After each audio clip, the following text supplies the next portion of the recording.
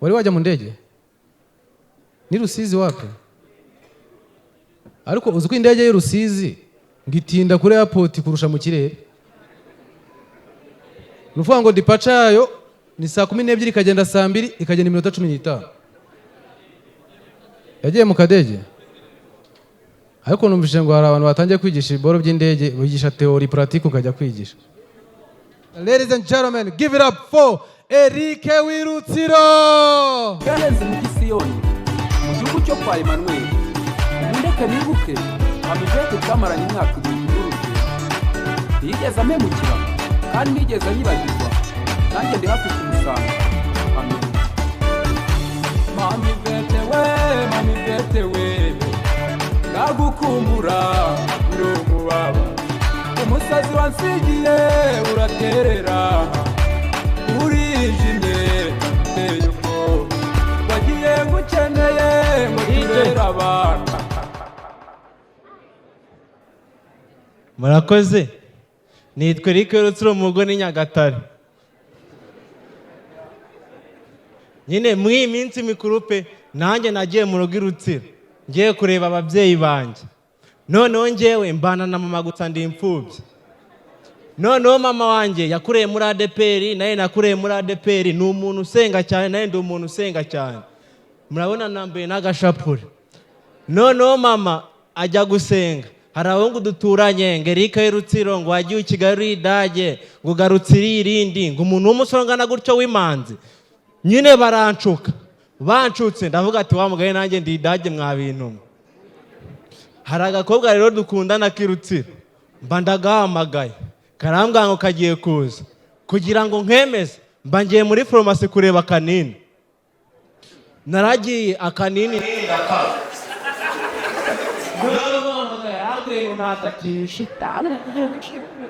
Naragiye ndareba ko ndumva n'imiti mu maso. Noneho we yagiye gusenga avuye gusenga asanga umurongo narende kwemeze nawe.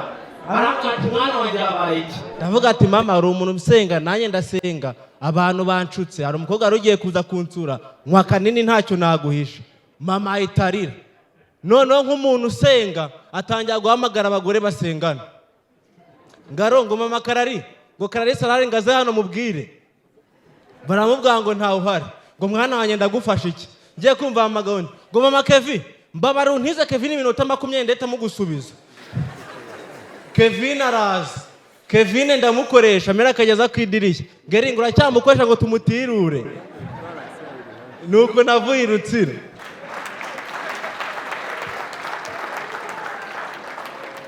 Noneho man ngewe rero naraje nigiye umunyakigali Rutsiro ndayibagirwa suku kubeshya. Nagezeho ndanarwara pe. Ngiye ku bitaro ndahayoberwa. Mpamagara papa ngaze kuhanyereka. Turagenda ibitaro byo mu Rutsiro ntago biratera imbere nk'ibyo Kigali. Haba hari umuganga umwe uza akavura nyine mukirwa mutegereje. Twarategereje kugeza nimugoroba abaganga barataha. Haza wa ninjoro. Noneho wa ninjoro akora rumwe. Kugira ngo acunguze uburyo umwete akajya hamagara abarwayi babiri akabasuzumira icyarimwe. Ugasanga nk'umugore ugiye kuboneje urubyaro ajyanye n'umusore ugiye kwisiramuza. Bakabavurira rimwe. None nicanye na papa ngezweho mba ndinjiye. Mbona papa nyinjiyeho sha. Noneho indwara nayo ngiye kwivuza ngira isoni zo kwivuga papa turi kumwe. Nanga kubivuga. Noneho ndavuga ngo reka nipimishe sida ndabizi ndi muzima. Babampimye sida. Barambwira ngo muri kumwe papa aravuga ngo turavukana nanjye mumpime sida. Neba mupima sida. Noneho muganga aragenda aho kuzana ibisubizo tubona tuzana ibinini. Ngo ntimwambwiye ko muvukana mugende mu bisangire.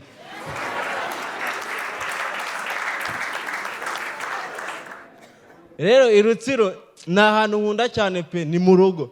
Noneho na meya yarajyanye yizereramo ngo Eric Wirutsiro ngo umuhungu wanjye ngo uri umunyabwenge. Hari agakorwa nazanye za doni zifotora abantu banyaka ku muhanda Irutsiro byarageze mu bikomera amashyi. Kubera ngewe kabisa.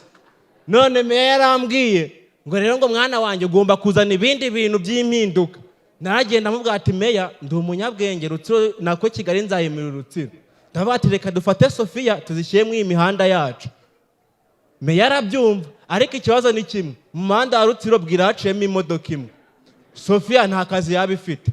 Ndavuga ati meya wigira ikibazo, turebe ikintu Rutsiro bakunda gukonsoma, tuba dufashe Sofiya tuzesitara mu tubari, buri kabari k'Rutsiro kagira Sofiya. Noneho yo kuntu ikora, iyo unyweye ugasinda ihita igufotora ngo warengeje umuvuduko. Rutsiro banga kuva ku izima, barakomeza baranywa. Meya arantuka ngo waranshutse, ngo Rutsiro ngo Sofiya mu tubari. Ndavuga ati meya nje Kigali nzaye kuzanira, reka gahunda ya tunyweresi ntago iragera hano, we hamagara inama ku murenge tubwira Rutsiro yose kuntu tunyweresi ikora. Turagenda Rutsiro yose barabahamagara, dukora inama ku karere. Meya arabasobanurira ngo tunyweresi tuzigama amafaranga, twiteze imbere, ntidusinde. Abaturage barabyishimira bakuma amashyi. Tubona bamwe baragiye, tubona bagahukanya amacupa. Bw'iyi gahunda ni nziza, mureke tuyinywere. Baranyweye paka mu gitondo.